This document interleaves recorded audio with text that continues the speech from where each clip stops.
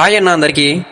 ఈరోజు మన ప్రయాణం ఎక్కడికంటే శ్రీ విరాట్ పోతులూరు వీర బ్రహ్మేంద్ర స్వాముల వారు సంచరించిన ఊరికైతే వెళ్తున్నాం. అదేనండి, బనగానుపల్లెకి అయితే వెళ్తున్నాం. ఎందుకు అనుకున్నారు? ఇప్పుడు వినాయకుడి నిమజ్జనాలు అయితే ఘనంగా జరుగుతున్నాయి కదా. 5 రోజుల వినాయకుడి నిమజ్జనం రోజు మమ్మల్ని చెక్క భజన వేయడానికి అయితే పిలిచారు. ఆటో దిగంతోలికి భోజనాలు ఎక్కడ పెడుతున్నారో చూసి భోజనాలు తినడానికి అయితే వచ్చేసినాం.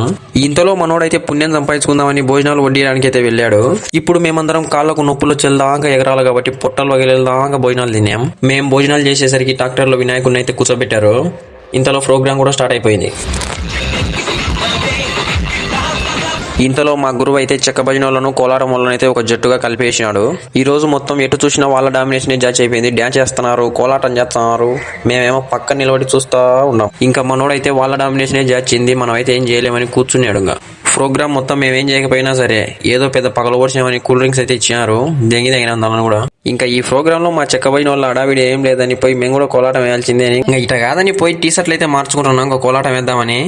మా పెద్దమని చేతినక మధ్యాహ్నం పలావ్ బువ్వ మొత్తం తిన్నాడు, కడుపు పట్టకున్నది టీ షర్ట్ అది. పలావ్ బువ్వ మొత్తం తిన్నాడు, కడుపు పట్టకున్నది టీ షర్ట్ అది.